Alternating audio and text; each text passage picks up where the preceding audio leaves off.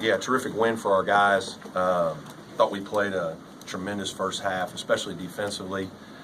They're hard to guard, and we knew in the second half that they were going to loosen up a little bit and be in attack mode, and it would be much tougher to guard them.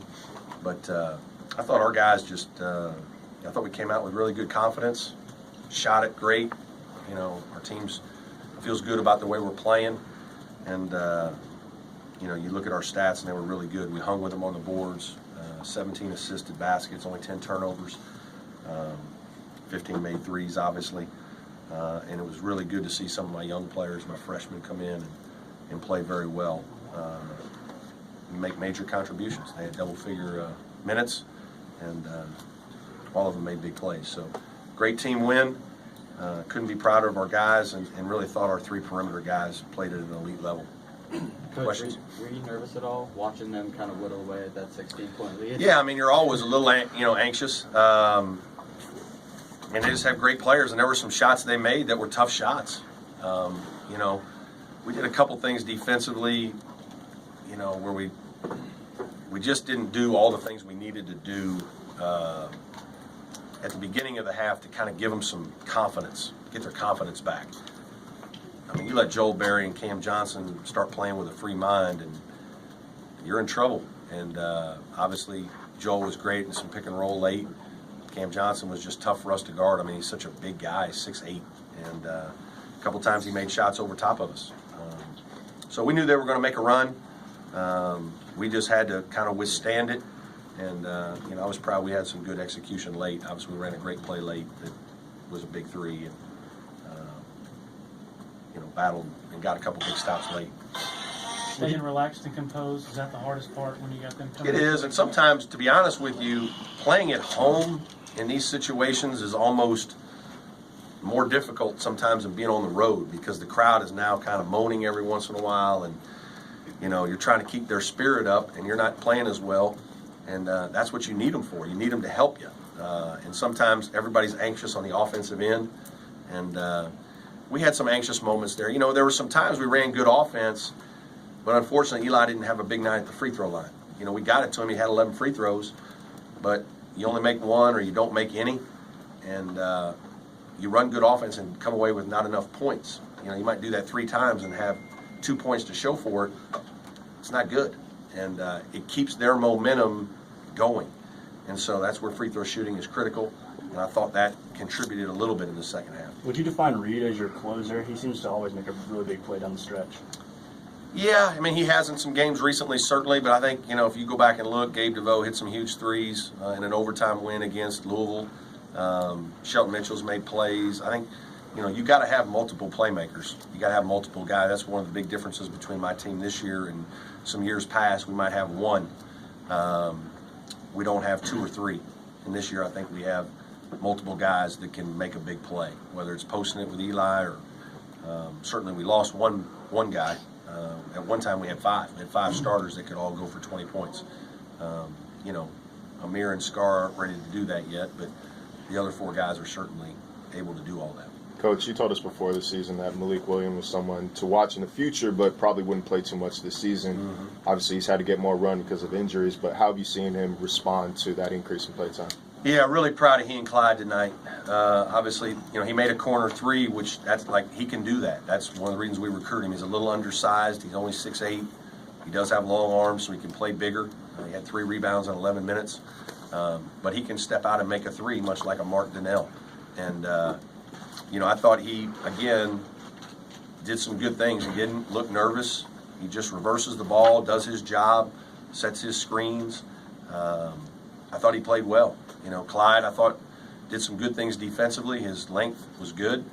Certainly they trapped us on the last play of the first half, and he banged home a 3, made him pay for doing that.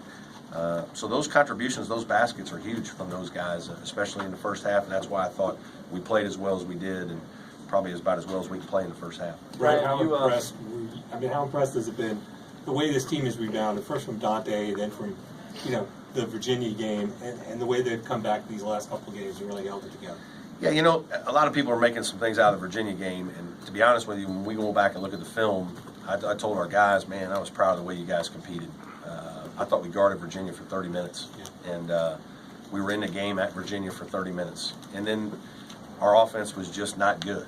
And obviously some of that is Virginia. A lot of it is Virginia. And so they blew us out late, which, you know, we weren't ready for that.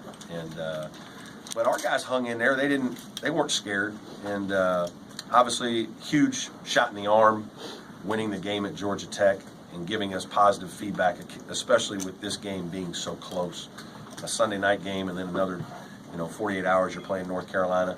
To have positive momentum and feel good about ourselves really made us probably a little more focused and a little better prepared for this game and 7 o'clock tip on a school day. Brad, what does this win mean for you personally? You've been so close to beat these guys so many times. But Yeah, I mean, it's great because this team just needs to keep winning games. As much as anything, it's that. I'm certainly glad to finally beat North Carolina and Notre Dame. I haven't beaten those guys yet and want to at least beat them.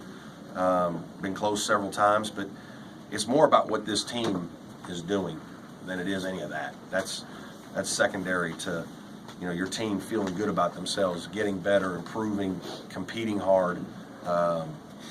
There's still a long road left. And our team's got a lot that we still have to deal with without our main guy, and we're still trying to work through that. But the crowd certainly helped us tonight a lot, and my guard play was outstanding. How much emphasis? Go ahead. Can you go into the play design of Mathis' 3 with Elijah? Just a timing play where we started on one side and got a nice little pin-in screen, and it was just well executed. And guys did a good job. It wasn't something that just happened on one side. It was a little bit lengthy play that was good action, and our guys showed great poise to run it. Brad, you guys are getting really good at this quick turn thing with the NC State Miami. Yeah, you're going to tell me you're the second or third guy that's telling me, Coach, you're better when you don't practice. Well, yeah, last time you said you didn't practice, you just kept them up. We actually did a little more for this game than we did the last time. Against Miami, we mostly just watched film and walked through. We actually did 10 minutes of live shooting and probably 15, 20 minutes of dry offense, and then jogged through some of their stuff and watched some film. It wasn't a strenuous workout, but I wanted to make them feel like we at least practiced. How much? What's Mark's status going forward? You think Still don't know. We're hopeful for Saturday, but he had to leave the gym today, I guess. He was there in the first half and then wasn't feeling great in the second half, and so he watched the second half from the locker room. Were you concerned with the three-point shooting early that your guys may want to look for the three every time down? Yeah, but I also think, yes, but I think that's part of who we need to be. And that's who we can be all the time in certain games because that's what's there. I think sometimes that people make too much out of that, like they want you to, they forget you have games like tonight where you make 15 out of 30. Now we'll probably have a game where we'll go 5 for 20, and we'll probably lose. And then they'll be like, well, they take too many threes. And be like, well, those threes won us the game against North Carolina. They won us the game against Georgia Tech. Like, there's a little bit of this. You got to be who you are too sometimes. And one of the things we can do is make shots. Now we also got to pound it inside and score and get to the free throw line and do different things. But we talked about it, but we weren't harping on that a whole lot because I didn't want my guys second guessing. I wanted to play free. Coach, following up on that, what is UNC not doing? What did they not do tonight in terms of perimeter defense to let you guys have that success? I don't know if it was, I think we made some deep shots, and I thought we executed a lot of things. Heck, they made 10 threes against us. Kids are good. Kids are good, and guys are making shots. Some of them are tough shots. Both teams are making, guys are rising up. These are elite level players playing with a lot of confidence. Defensively, it's hard. That's why what Virginia does is remarkably good. But when guys get rolling and feel good about what they're doing and what they're running, if you're not right on top of a guy who has any kind of athleticism and size, they're going to shoot over top of you. And we have some guys that can do it, and they certainly do too. Johnson against Sims there, made him fade away. I think it was the first time in a while that Sims had been on him, and then he gave you kind of the deflection. He and Scar there at the end. Those two big plays from some of those role players we were talking about. How important was that defensively when you needed to get a stop to go to? Yeah, I thought those guys did well. Amir really had to battle with Luke May at times when they were big, and obviously when they lost Theo, you know, they played big some. Not that they haven't been doing that, but you know, we had to do some different things then, and Amir did a good job on Luke, chasing him around and battling him in the post and doing some good things that way. And, you know, David, again, is a good, solid defender. And, you know, one of the things our defense is losing a little bit is when we now have to play David at the 4, he's not coming in as a perimeter sub. And so we need him sometimes as a perimeter sub to be able to guard guys like Cam Johnson, who are 6'8", shooting over top of our smaller guards. So, you know, that's a subtle little thing that happens to our team that because of Dante Grantham, we got to figure some things out, and that's hard to do. Your team picked up their 18th win tonight, 7th in the ACC. Do you feel like this team is starting to get the respect that they deserve? Don't really worry about it. Just proud of what our guys are doing, and you know, obviously we've been ranked now for about 3 weeks, and so I think we've been recognized as a good team that played a great non-conference schedule and had success, and now we're battling in the best league in the country, and we're doing okay. But there's still a million games to go, and we just got to keep working at it. Coach Scar made a 3 tonight. How'd you feel about how he played in his first start? Good. I thought he did a lot of good things, and you know, he just needs to loosen up. And he shot some good balls. He obviously shot one bad there at the end, but yeah, we want him shooting shots. He makes a lot of them in practice. He just needs to make a couple in games. He'll feel better about it. And he competed well. Because what factored into the decision to start him over Amir today? Small lineup, just better matchups across the board. And then we knew when they went big that we were going to go big with Amir, and just felt like that was what we wanted to do in the middle of the half here and kind of match them.